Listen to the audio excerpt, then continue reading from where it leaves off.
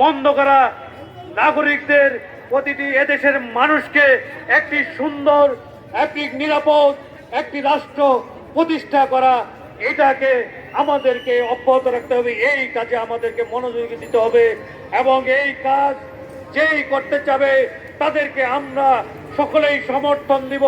আন্দোলন করতে কোনোভাবে আমরা কুণ্ঠাবোধ করব না। ইতিপূর্বে আমাদের বিজ্ঞ অনেক বক্তা ভাইরা, আলোচকবৃন্দ আপনাদের সামনে সুস্পষ্টভাবে ধারণা দিয়েছে।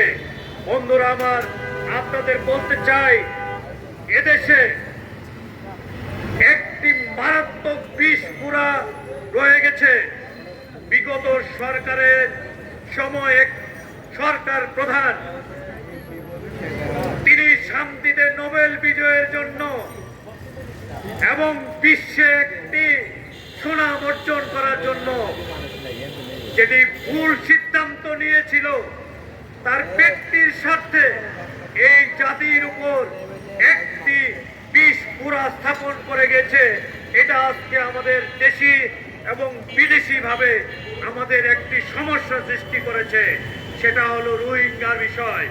বন্ধুরা আমার, সেই রোহিঙ্গাদের এদেশে জায়গা দিয়ে এই জাতির কিছু অংশের স্বাধীনতার প্রশ্নে আমাদের হুমকির মুখে ঠেলে দিয়েছে। এটা আমাদেরকে বিশেষভাবে লক্ষ্য রাখতে হবে। সেই একটি ব্যক্তির সুনামের কারণে, একটি ব্যক্তির স্বার্থে আজকে সারা জাতির সামনে যেন আমরা কোনো বিপদগ্রস্ত না হয়, সে বিষয়ের জন্য আমি জাতিসংঘ সহ বিশ্বের সকল দেশে এবং বিশ্বের সকল শান্তিকামী মানুষের কাছে উদাত্ত আহ্বান করব, যেন এই বিষয় নিয়ে আমাদের এদেশের যেন কোনো রকমের অশান্তিকর পরিবেশ সৃষ্টি না হয়, সে বিষয়টি বিশেষভাবে লক্ষ্য রেখে একটি নিষ্পত্তি করা হোক। আমি